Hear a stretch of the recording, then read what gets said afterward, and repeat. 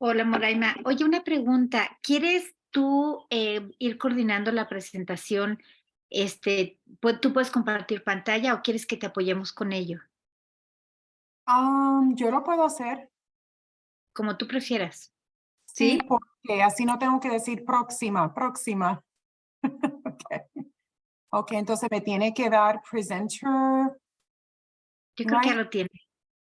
Creo que ok, let me get that. Déjame cogerlo ahora. Entonces, em, ya estamos en línea, Ya está ¿sí? iniciado el webinar. Muy bien. Si puedes poner la cortinilla de en un momento comenzamos, por Sí, nada favor. más no seas malita. ¿Me puedes dar co-host, porfis? Porque ya estás como host tú y nada más si me das acceso para allá. Gracias. ¿Quieres la de en breve comenzamos o el flyer del panel? No, en breve comenzamos. Ok, perfecto. Ok, ¿cómo hago para? Oh, ya yo estoy la presentación. Wait a minute.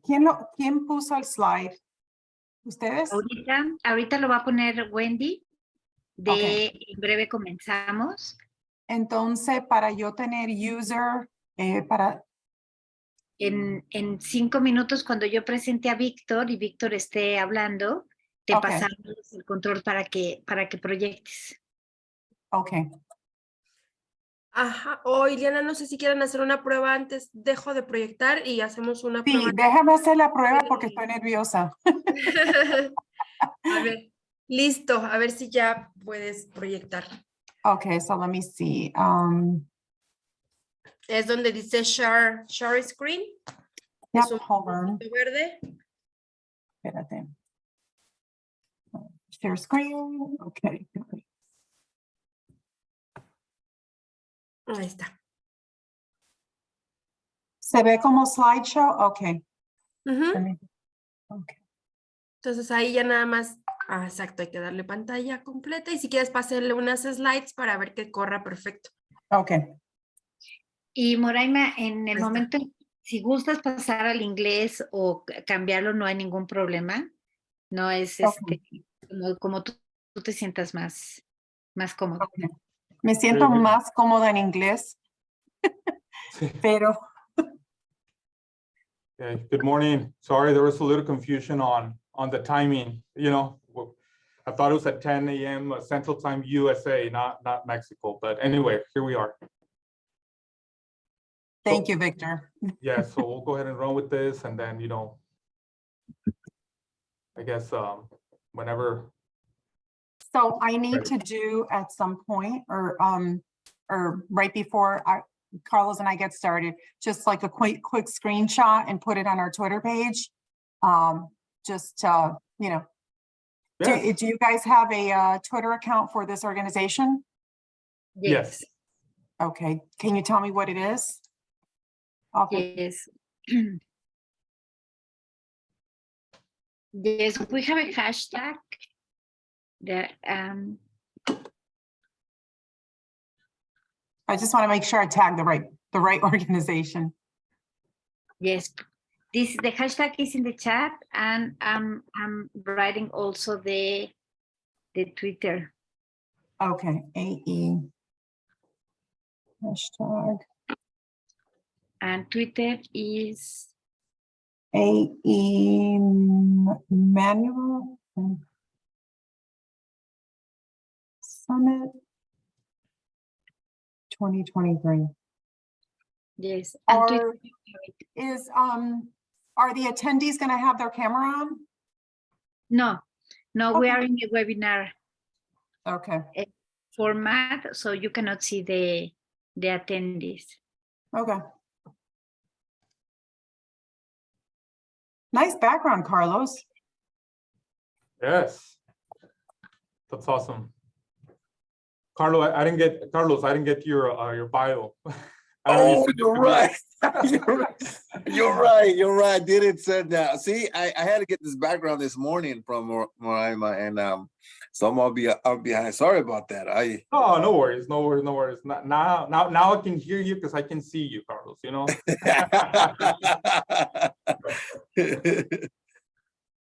Oh, that's great. And then, and Ileana, I'm sorry, I don't know if I asked you this, but am I sharing the presentation? Is it you driving it or? No, Moraima is doing it by herself. She Moraima? already, Okay, yes, At your own risk, everyone. at our own risk, Moraima is Yeah. doing it herself. all right, guys, I'm gonna let you guys run with it and then, start, elaborating questions and hopefully we get some really good questions from our audience and then we'll go from there.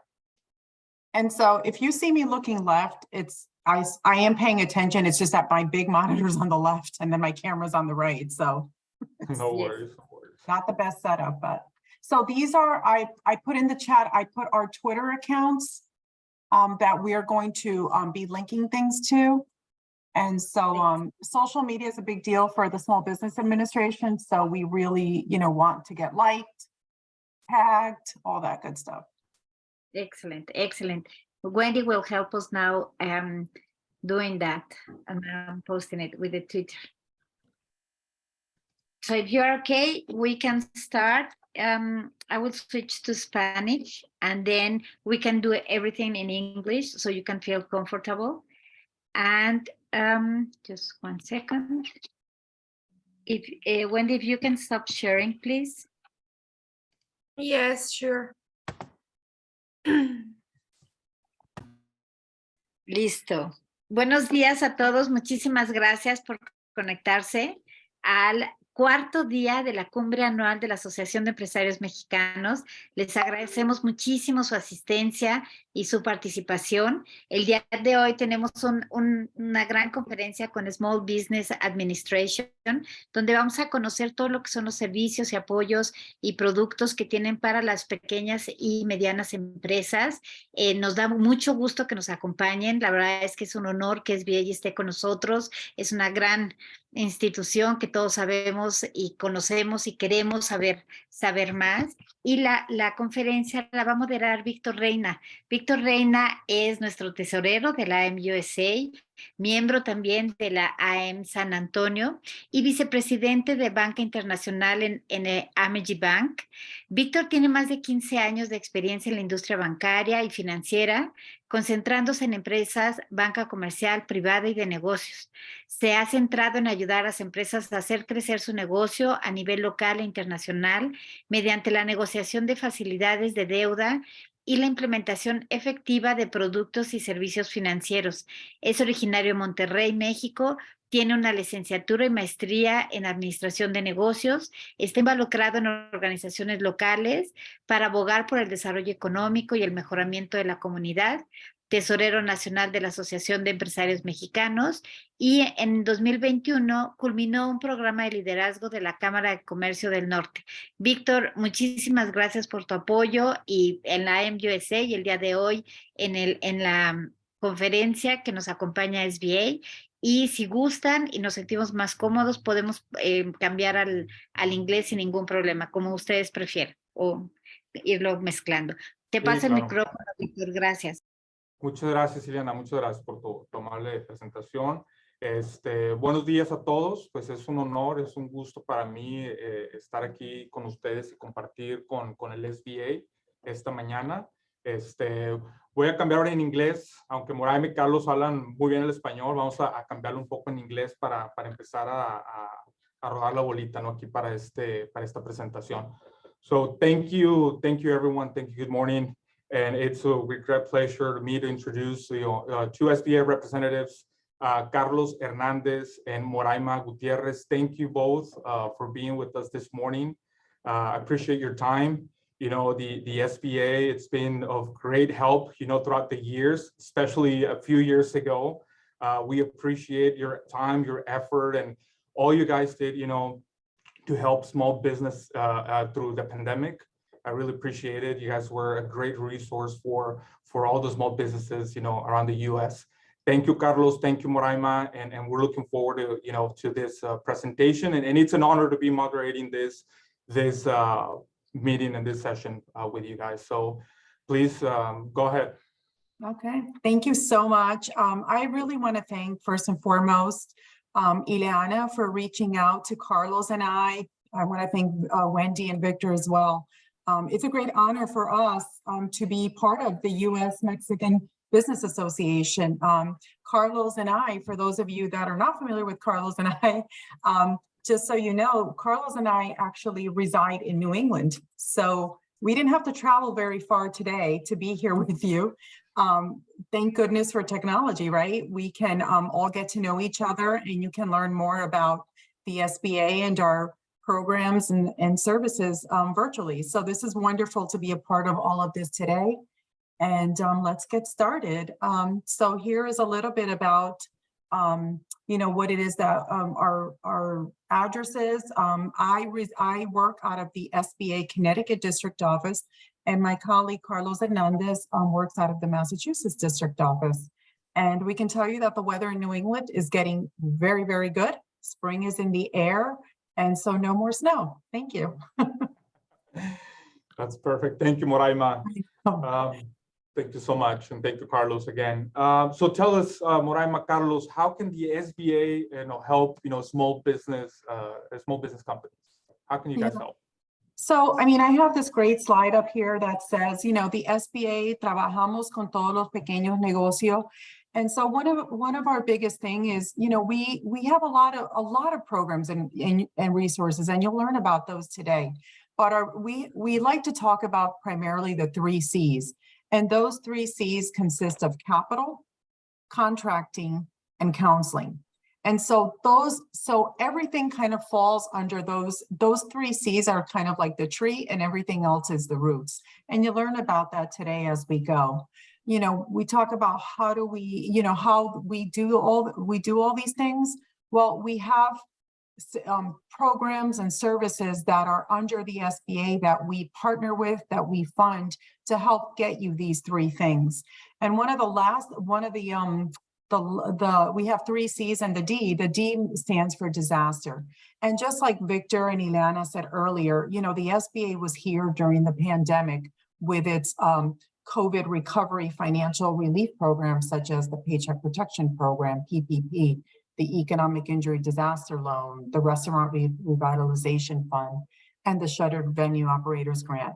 But so now those programs are over, but the SBA has always had a disaster loan program. So if there is a hurricane, if there is a flood in your area, and your governor declares it a federal disaster, the SBA is there to provide federal relief monies in the form of a disaster loan. So we don't need to get much into that today, but we can talk about other programs that will be of interest to you. So we want you to know that your business can profit and gain valuable work experience by providing goods and services to the government. So one of the ways that you can grow your business if you're already in business, you've been in business a couple years, you know what? Some people don't really look at the government, Victor, as a customer, right? When we think of developing our business, we not only think of export, but we also think of maybe, the next town over, the next state over. But what about marketing your goods and selling them to the federal government? So the best known secret is that we are the largest buyer of goods and services in the world. And not only that, we don't really make anything, if you think about it. For the most part, we have to buy everything that we consume. The very laptop that I'm working with today, the pencils that I use, the chair that I'm sitting on, these are all products that I've had that the government has to procure. And so the government has programs and certifications that work to the benefit of the small business owner, of the entrepreneur. So these certifications, Victor, they can help the small businesses here today. They can help them because we have goals that we have to meet. So 23% overall, but nevertheless, in separate categories, as you could see here today, are if you're a woman-owned small business, there is a 5% national quota that we need to fill. If you're a small disadvantaged business, if you're in a historically underutilized business zone, and how you know if you're in a hub zone is by going onto our map and typing in the address of your business, and the map will indicate that. If you're a service disabled veteran small businesses, And these are certifications that will help your business grow because it will give you an advantage to sell your product or service to the government. Yeah, that's perfect. And just to touch on that, I have a question here. It's incentives or programs for based on demographics and business ownership. I mean, can you touch a little bit more on that? I mean, if it's like you said, woman-owned, small business, Hispanic, can you touch a little bit more on that, incentives and programs? So what happens, so there's not so much like a Hispanic or an Asian American, but these are all what we called small disadvantaged businesses because of their status. So they're kind of all lumped together, but nevertheless, they have to be at least 51% owned. So for example, if it's, let's say my husband and I own a small business, I have to be at least 51% owner in order for me to get that woman-owned certification. Okay. So what we tell a lot of small businesses is, if you're in formulation, of creating your business and it isn't a partnership, you may want to just, take a look at that and how you're going to structure it. Because for the most part, we always think 50-50, but sometimes depending on the product or service that you're going to deliver, further down the road, you can qualify for something like a certification or maybe for a small business grant that's coming from, from another federal agency or even a state agency. So these are just important things to be aware of. And further in the presentation, we'll talk about our resource partners, that if you meet with one of our resource partners and business advisor, they can help you structure your business accordingly so that maybe down the road you can be you can compete more effectively. Perfect. Thank you. Thank you, Veronica. Sure. And so, when we talk about capital, everyone needs capital, right? Especially if you're a startup, even sometimes when you're in business, you may need a line of credit to, if you have a seasonal type business that only operates, for example, in New England, we have landscapers, right? And our landscapers sometimes can only work 9 months out of the year because during the winter, there's not really a lot of grass that you're going to mow. What we have is snow and ice. So so a line of credit is really good because it'll help keep your business afloat. You can, pay your staff, pay your overhead, and it's just there to get you through the months where business is a little bit slower. So how our loan products work is, we have loan products that start in the form of a microloan from $1,000 all the way up to $50,000 for a microloan. And then we have other loan programs that go up to, $5 million. So it all depends on what the use of the capital is for and how we want to structure this.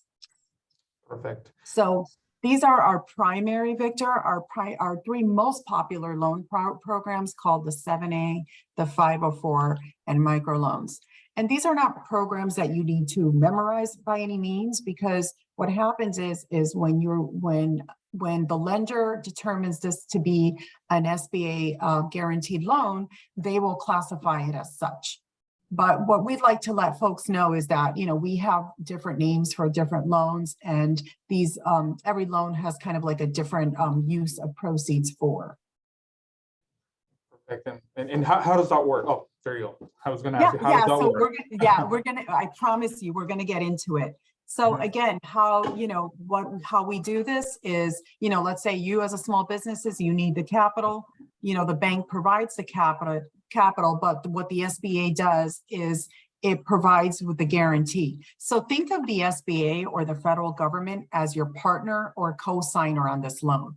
So we come in when there's a shortfall in the down payment, and let's say the credit is not as strong, but the business experience is strong. So that's where the SBA makes a determination to say, yeah, the SBA working in conjunction with the lender, yeah, you know what, this is a solid entrepreneur, knows what they're doing, and we want to back this loan up.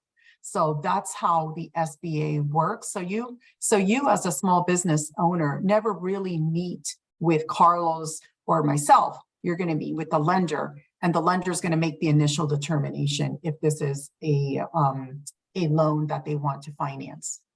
So always think of the lender as your partner in business, right? Because the lender has to be on board in order to say yes to proceed with the loan. So you talk about, and I'm sorry, just to touch, just going back to that and partnering with the bank and things like that. You know, when you have a startup business, you have a startup, of course, they're starting up, there's not much to show or to, Right. you know, to get, you know, as far as collateral and guarantees and things. I mean, you only have the personal guarantee. How does that work? You know, is that something that you guys can also help out? Yes, yes. Okay. And we'll talk about our resource partners a little bit later in the presentation, but nevertheless, one of the most important parts, and Carlos is going to emphasize on this throughout as well, is the business plan. So your business plan needs to be strong enough with really good financial projections, because as a startup, we don't always have history, because if you're buying an existing business, okay, you can look at the existing sales for the past 3 years and all of that. But if you're just starting up brand new, what's important for you to have is a really good business plan with solid financial projections, because what the lender is going to see, whether it's the lender in a bank or whether it's your cousin that's going to lend you the money or your friend, what they want to see is that you can repay this loan. And how you're going to repay this loan is obviously by the proceeds and the revenue driven by the business.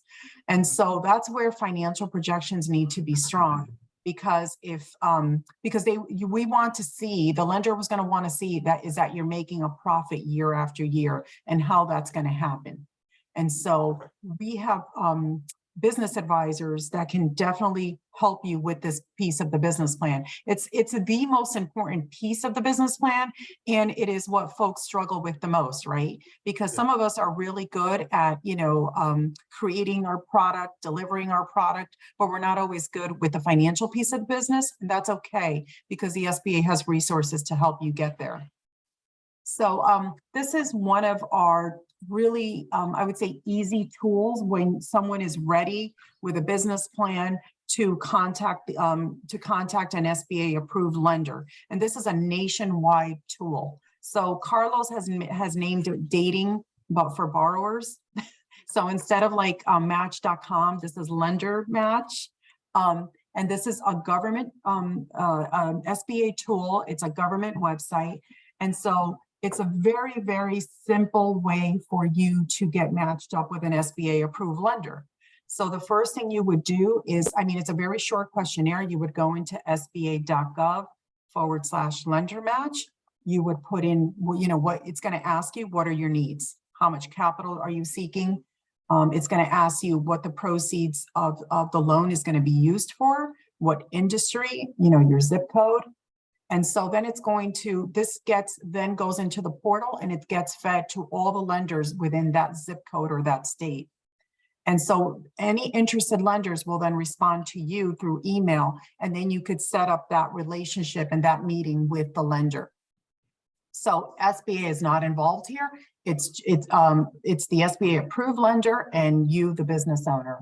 So then this gives you the opportunity to talk directly to lenders and, go ahead and apply for that small business loan. So that sounds easy enough, right, Victor? That's super easy. So, we want you to kind of think broadly today and think about what is your potential. Imagine your potential as you branch out, right? And if, for those small business owners that are on here today, it's because they're looking to branch out. They're looking to grow. And so we have those tools. So we want you to put you in contact with these tools. We did a little bit of research in, as to who are the small exporters that are out there. We have 44% that are exporting to less than 5 countries.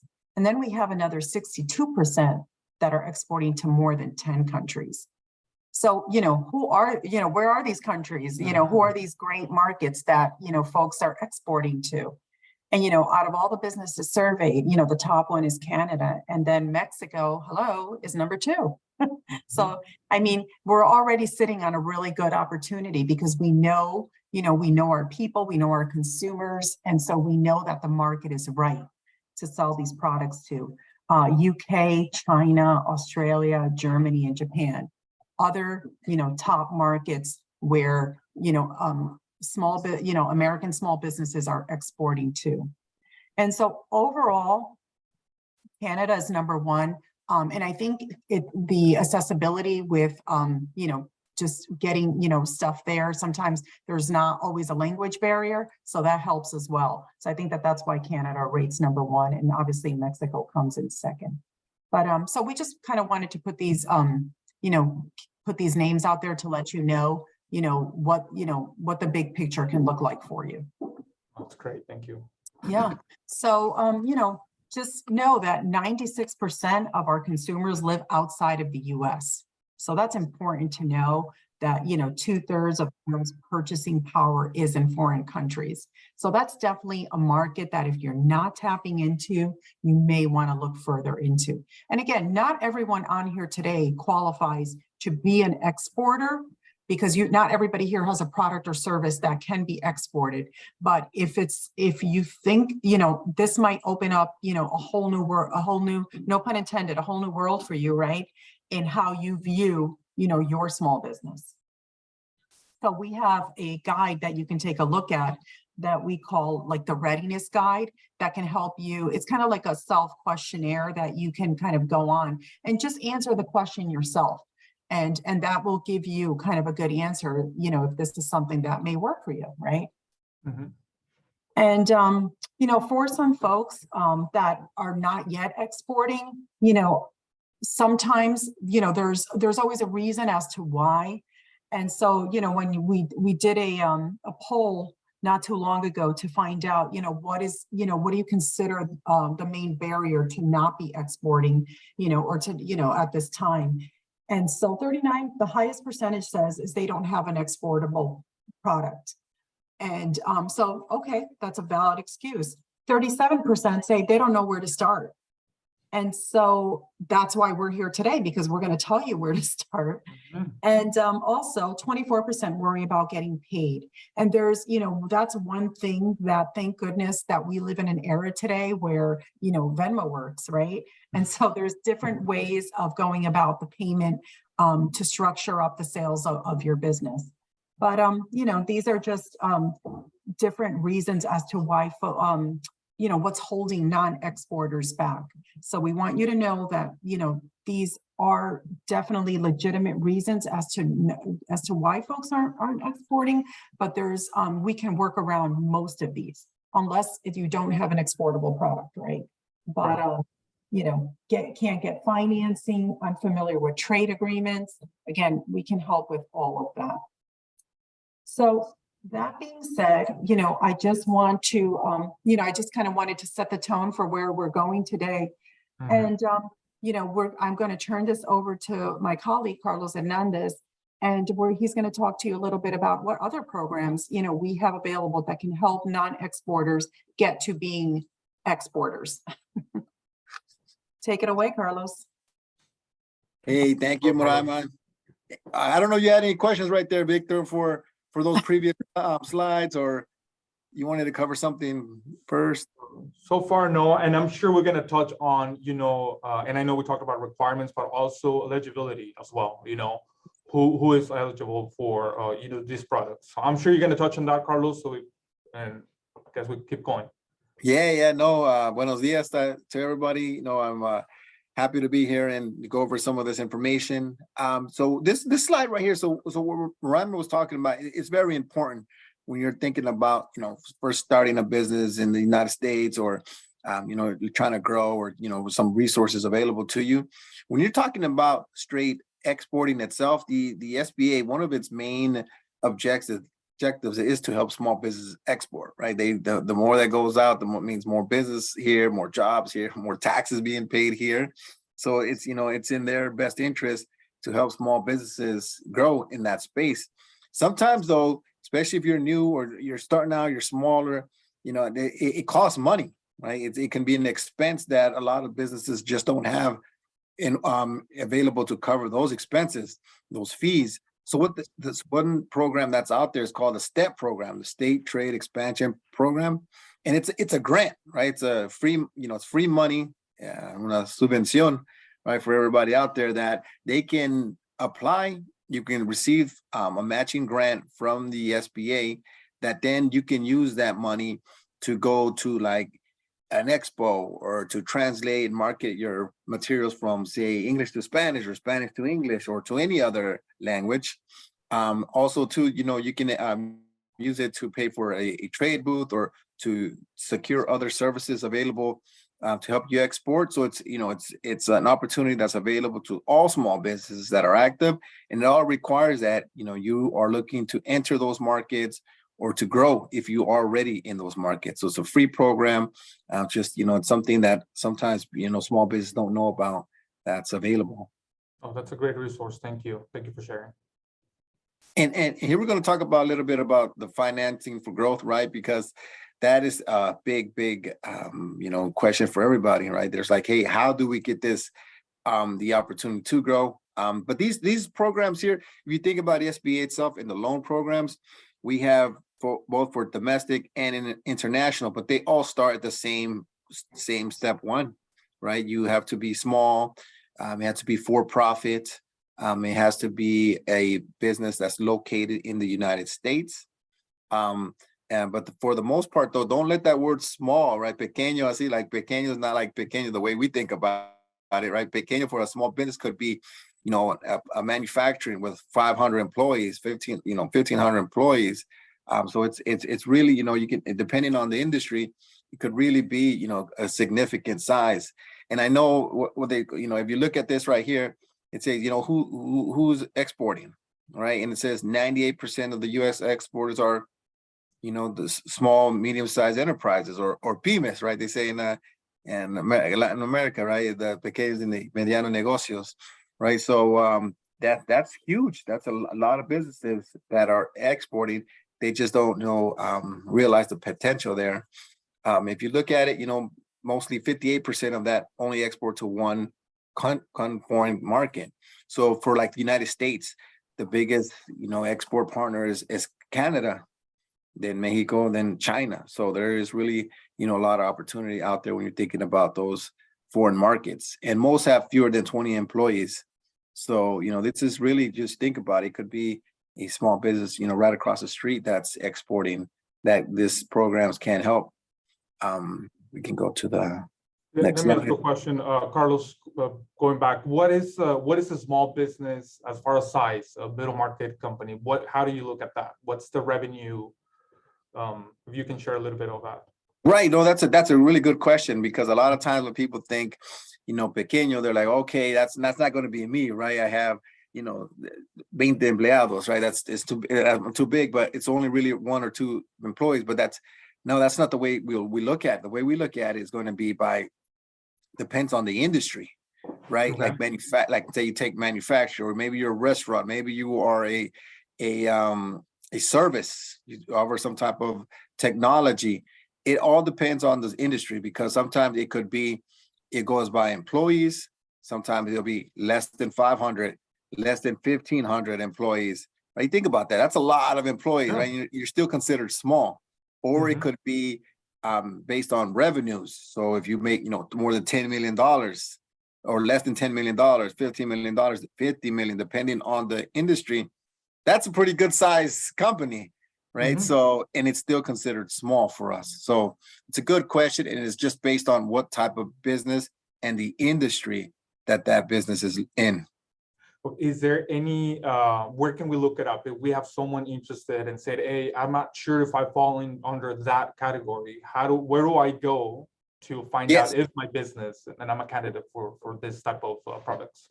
Right. So a lot of programs, like if you were looking to do business with other agencies, other organizations, a lot of them use SBA size standards as their starting point. Okay. So you could go to, SBA, .gov/size standard for a listing of it. Perfect. Thank you, Carlos. And if we look at this next question, right? If you look at this SBA export loan programs, it really, this is just pretty basic, right? We don't really have to go in depth on this. But one thing I do want to share is, like, you think about this for people on the line today. One of the biggest questions first is going to say, well, one, can I receive some type of SBA assistance? And really, the first question starts, you working with your bank, because really, if you look at the SBA's network of banks, there's hundreds and hundreds that participate in it. And what they're going to do is You go to the bank and you say, hey, banco, mi nombre es Carlos, I'm buscando, capital for a certain amount of money. And they say, well, first question, Victor, I'm sure you're going to say, okay, ¿para qué, right? What are you going to use it for, right? Looking for land, working capital, equipo. What are you using this for? So then two, they're going to say, all right, then tell me a little bit about your business.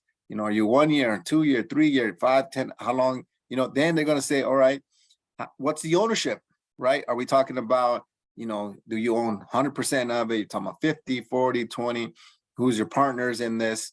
So, once you're going to go through the loan application, as you mentioned earlier, you're going to be looking at collateral, you're going to be looking at credit, you're going to be looking at,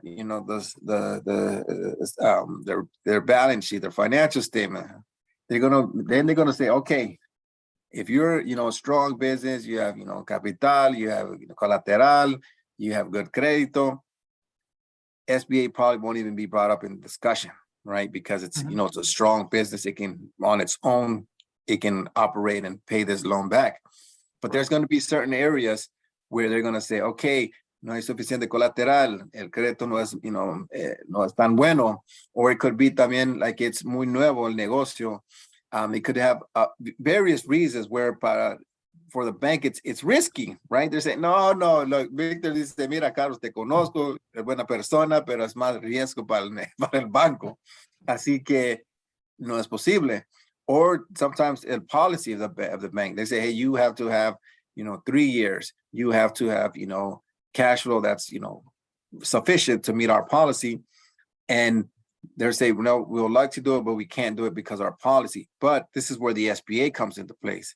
They can come in and say, look, we like that small business. We like the ownership of it. They have a good business plan. We want to help make this deal possible by providing this loan guarantee. So this is where these programs now come into play. So the big one for everybody here, especially when it comes to exporting, is doing it domestically is the bank takes on a little risk, but going international could be a little bit more risky because you're working with foreign partners, foreign receivables, foreign accounts. So sometimes the banks, they're not prepared for that. They're saying, we don't have a lot of experience in that. We don't have a commercial loan officer that works that or is familiar with the way the payments are received. So we don't want to do that because it's too risky. So this is where the SBA says, we made some special programs for businesses that are looking to ship internationally. For an example here, we understand that a lot of, like say Mexicanos come to the United States, they get to build their business. They know how business operates between the US and Mexico. And they're like, hey, we want to do it now because I know how they do business in Mexico. I want to take that opportunity. Help me do this. And this is where these programs come into play. And they can help offset that risk for the bank. So, if you look at these, it's really going to depend on what the credit is for. Like if you're just looking for working capital to fund, say, a big sale, you're looking for a loan to buy a business that you're going to be, using for international purposes. It's really going to depend. Like say our Export Express here, this slide we're showing you here, this is really a line of credit. So it can also be used as standby letter of credit. But it's something that the bank can make on their own. They can take your application, review it, look at it and say, yes, we can do this, give you up to 500,000 with an SBA guarantee. Now you can use that loan to, make your purchases both domestic and internationally. And then we have what we call the Export Working Capital Program, same type of thing, except that, it's usually based off some type of borrowing base, asset-based transaction. So it's up to $5 million, has a higher guarantee. But I guess the important thing for everybody here is if you read this, it's a lot of different things, right? It's like, hey, what all these programs mean. But the key takeaway is, there are loan programs available to you to help finance that transaction. So whether you're looking to say, purchase, $5 million worth of product here to send overseas, or you're looking to say purchase a plant here to say increase production. Say you already have a plant in, in, Texas, if you're looking to, build another one in Arizona, you can use that too. So it's really anything that's helping you grow internationally. These programs are great for. Let me ask you a question, Carlos. One of the things that comes up is, as far as the components, so you are a U.S. exporter and you are manufacturing equipment, but some of the parts, or I don't know, 50–70% of the components are not U.S. made. Is that going to be an issue for the exporter?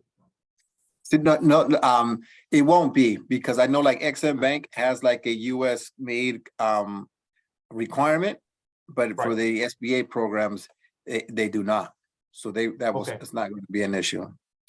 And then also by reading, for the working capital guarantees, which I think that's the most popular, product, right? That's the one they use. So I was reading. So you're saying that if you're a U.S. exporter and then you're going to start exporting to the U.K., expenses for traveling to the U.K. to visit your client, is that part of? Can we use that? Can the exporter use that as the traveling expense, the working capital money, the line of credit, or?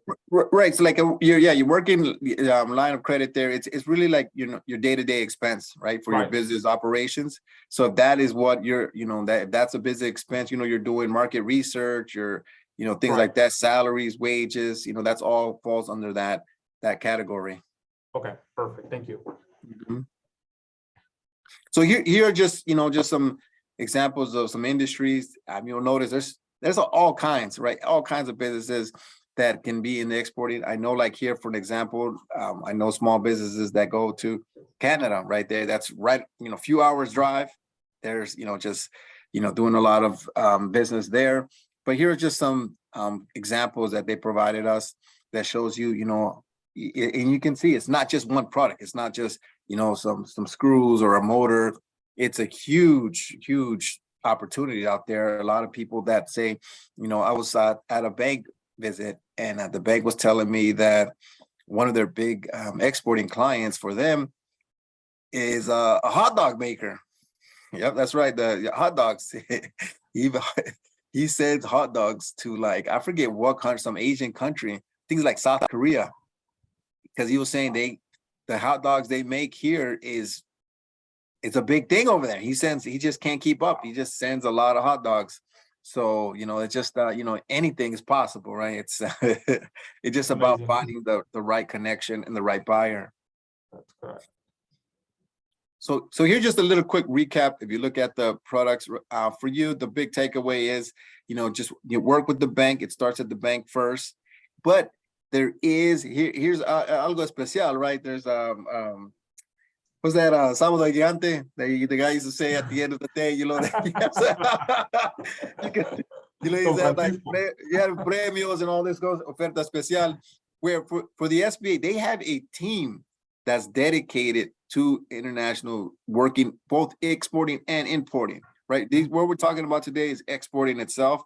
But if you did have some type of questions like, well, okay, we're looking to export, but we do have some import questions too, they have a team that's set up that can talk to you about it. And it's an 800 number you can call, and somebody from the SBA out of Washington, D.C.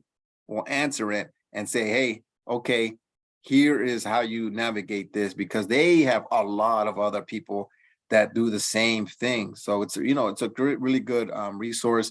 And just to let everybody here know that, it can be like a thing like, hey, where do I go? Where do I go?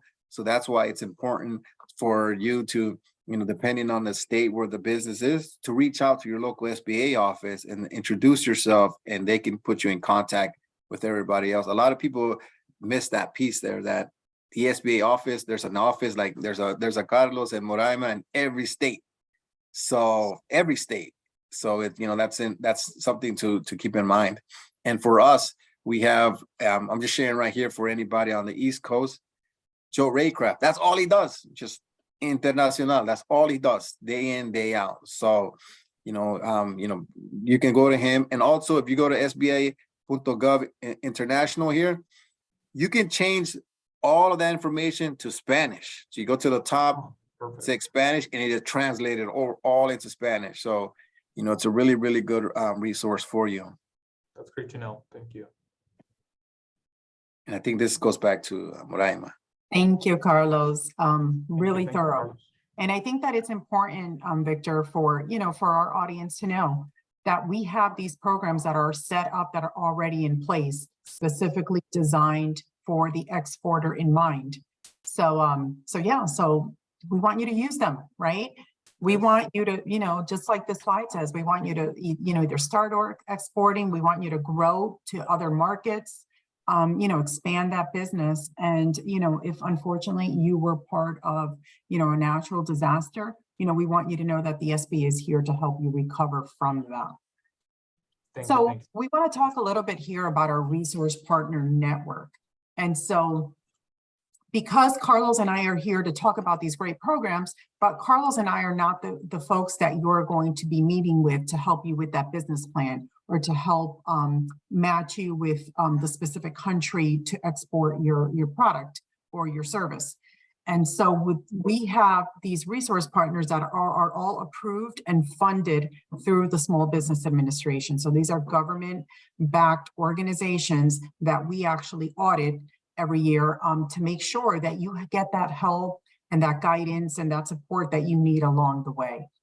And so we have here a website, sba.gov. You just /local, and you're going to see, you type in your zip code and it's going to present you with all the resources that are within your geographic area within your zip code.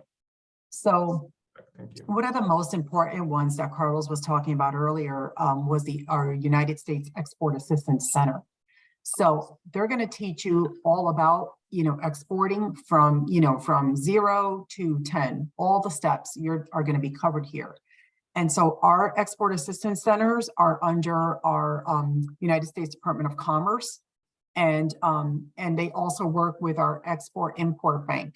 So we have different names, but we're all related, right? Somos primos, right? Is that a good way of putting it? And we all like each other. We're a big family. We all get along, right? So with our U.S. Export Assistance Center, what's really good about that is that, again, you go kind of like a deer in the headlights, right? You don't know. I'm manufacturing, I'm mass producing, let's say, these tortillas, mass producing them, I'm selling them locally, local supermarkets, what country would be a potential buyer, right? A potential client for me. And so this is where our Export Assistance Center can help match your product or service with a specific country. And, and most of these, at the U.S. Export Assistance, most of these market analysis are completely free of charge. No. And if there is a charge, it's very minimal. So it's all depending on kind of what the product is. But we call them the USEAC, U.S. Export Assistance Center. But again, individualized counseling and advocacy, training programs. So we want you to know that, the government is here to help you grow. Thank you. Thank you for touching on that. There was a question asking about fees and things like that. And yeah. And if you go onto their website, you can learn more about their fees, or just give them a call and tell them what it is that you're looking for, and they'll be able to answer those questions specifically. Perfect. And so within SBA, these are the 4 centers that we manage to help you grow. The Small Business Development Center, our SCORE mentors, our Veteran Business Outreach Center, and we also have Women Business Centers. And so again, Centro de Desarrollo para Pequeños Empresarios, we have, here we're only listing 2 because we're a little bit biased, coming from New England, but these centers are everywhere. We have 68 SBA offices across the nation. That means Puerto Rico, that means Hawaii, that means Alaska, that means Guam. So wherever you go on vacation, that's a U.S. territory, you say, you know what, this is a great place for me to set up shop. We have a resource partner that can sit with you and help figure that out. In New England, we have our Center of Women in Business Enterprise, our University of Hartford's under the Entrepreneurial Center, our Women Business Development Council. So this is in New England. We have over 15 women business centers, and that's just, 6 states in New England. But again, we are national. So again, they're not only for women, they're also for, they're for any gender. And they were, it was just a term that was given back in the 80s, women business centers, because sometimes, as, women, we like to network with other women. And, and at the time, it was women entering not only the workforce, but also becoming entrepreneurs at a very fast rate. And some of these trainings and workshops also provided daycare. So they provided childcare while you were in the next room, learning how to put together a business plan. So our women business centers are just as strong as ever, and they're a very valuable resource. That's great.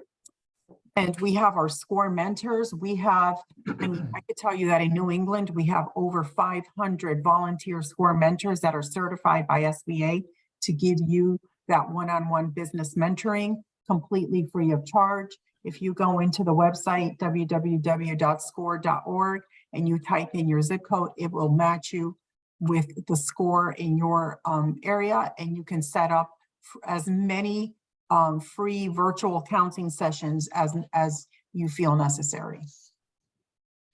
Our Veteran Business Outreach Center, this is really important. We have a lot of great Latino vets out there that are in business or looking to start a business. Our Veteran Business Outreach Center has access to information, resources, grants that that our other organizations may not be so well versed on, because they cater specifically to veterans. So it's a really good resource. I think it's one of our best kept hidden secrets that's there, and we want folks to know, please take advantage of it, because our veteran business centers are really, really specialized to give veterans, these resources that they need to become strong entrepreneurs.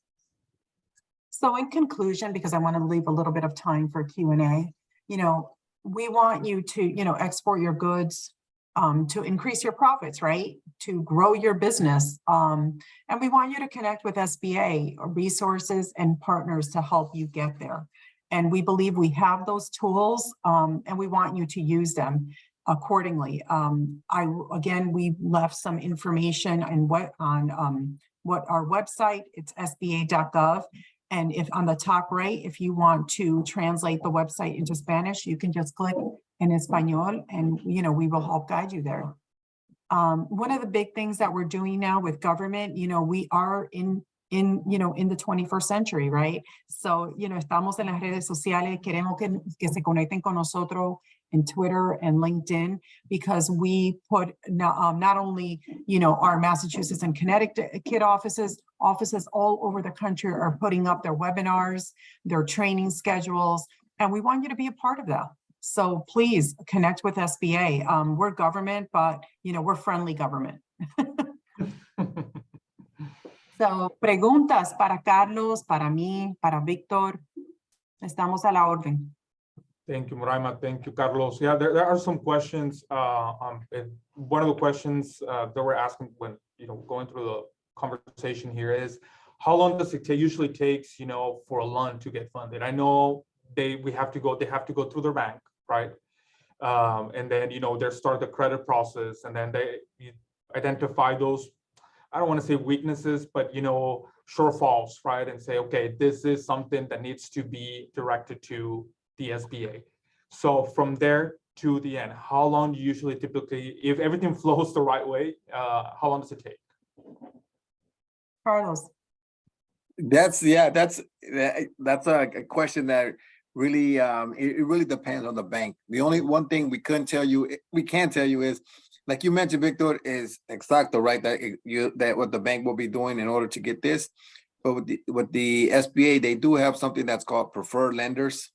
Mm-hmm. What that means is these are lenders that have been granted authority by the SBA in order they can close it, approve it, these loans on behalf of the SBA. So they don't have to send it to us for review, which means it turns around faster.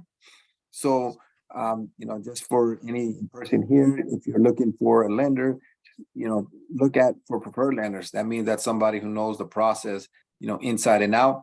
But I would say it really will depend. Some banks, go to a committee. They'll say, well, take your loan application, take it to a committee. They have to approve it.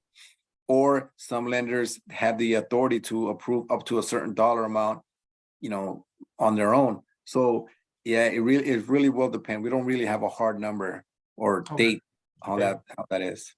Okay, oh, thank you, Carlos. And then another question they had, I don't know if you guys have this data or the number, but they were interested to know, as far as, you know, Canada, you listed, you know, the list of countries, you know, that, you know, the exports, right, are going out of the US. You listed Canada and Mexico. Do you have the data of any chance to know the dollar amount and by any chance, Carlos or Moraima? So I We believe the did it. data would be on the USIAC page, on the United States Export Assistance Center page. Carlos, would you agree with that? We'll yeah, we can get it for you, Victor. They update it every, I want to say every year. They give us a breakdown, but we can definitely get those numbers for you. Okay, and what do you see? It's the I guess like the main, I don't know, but the equipment. What is the export, you know, to outside the U.S.? What is it like? Is it equipment or like medical? I mean, I heard someone saying, you know, one time the medical like #1 medical, I right? think for New England, Massachusetts, it was medical. Okay. Medical was like one of the top exported items. Yeah, Items, and if you go on to the website, you can see the top industries. Oh, okay. So, Great. yes, yeah, and it varies so much. So I feel like there's a lot of great opportunities, you know, for our entrepreneurs here today, because again, it's not, you know, one size fits all. Right. Then another question, we have one from one of our members, like, how can we work together? How can the AEM and the SBA and our members here in the US can work together with you guys? Like, what can we do? I mean, we can commit, you know, not only Carlos and I, but other SBA offices throughout the nation. You know, we can definitely present, you know, on specific subject matters. We can bring in our partners at the United States Export Assistance Center. You know, we can bring in our colleague, Joe Raycraft, to talk specifically just about the export loans and about recent maybe deals that he's worked with. If, you know, entrepreneurs want to hear more about that. So, and again, you know, Carlos and I, you know, we are, you know, happen to be two bilingual people living in New England, but you're fortunate that, you know, in the West Coast, we have a lot of SBA staff that is bilingual that we can, you know, connect you with. And, you know, to make those maybe sometimes local connections at your in-person events, but we're federal government, so we are committed. We have been an agency since 1953. Carlos and I were not available in 1953, but we are available in 2023. And you know, we want to see our Latino small businesses prosper, right? We want to see them get the same opportunities, you know, that our American or Anglo counterparts have had, you know, for years. So the opportunity is there. So, you know, it is, you know, within our responsibility to, you know, to get the information out there. And that's why we are here today. Perfect, thank you. And then another question that I have here is that, can we share this PowerPoint presentation? Can it be shared with the members? Okay. Absolutely. Perfect. Pues muchas gracias, Moraima. Carlos, no sé si alguien más tenga alguna pregunta. Iliana, no sé si alguien ahí de nuestros invitados tiene alguna pregunta para Moraima y Carlos. No. Voy a poner el email en chat. Por favor. Yes, please. And thank you so much for your presentation, Moraima and Carlos. I think there's a lot of things that we can do together. We have very important chapters in Texas, California, also in Chicago and Washington. We have like AM Dallas, no, and Houston, San Antonio, and I think we can work a lot more together to promote everything that you said, to inform all the members and the new members or the people that get in touch to AM, not to know how can they do business. And also we can offer you that all the businesses that are in Texas and on another state, they participate in the mixers and the meetings that we are doing with our chapters, because one of the key things in the business is also networking and to find people to work with and to share knowledge and also to sell things. And this is what AIM is doing also in different states in the USA. So I think it's an honor to have you here. Thank you so much. And we will strengthen the collaboration between both associations. I think it's there's a lot of things. It's a win-win alliance, and there's a lot of things to do together. I promise I will talk with our chapter chairmen and boards to tell more about SBA and how can we work together. So thank you so much for your participation and your support. And to everybody that is listening now, thank you so much for being with us. We will share the presentation, and also we will put it in our channels, the conference. And in half an hour, we will have our next conference. And this is how to raise capital and how to invest money in the USA. We have a very, very interesting and complete panel as well with Jorge Ferraiz from Latin Leaders and Investment Funds with Luis Maisel and Scott McDonough and Santiago Chico and Javier Larraza, that they invest in business as well and private equity, and also they are investors in small business and big business in the USA. So thank you so much, everybody, and we see you at 10:30 in Central Time or 9:30 in Mexico City time. Thank you so much, Moraima and Carlos again, and Victor for your moderation. That was very, very good and very interesting, all your questions, and as always, all your support. Thank you, Victor. Thank you, Liana. Thank you, Moraima, Carlos, and everyone listening. Thank you so much. Y'all have a good one. Gracias. Bye-bye. Muchas gracias. Hasta luego. Gracias a todos. luego. Nos esperamos en media hora aquí. Gracias. Bye, gracias.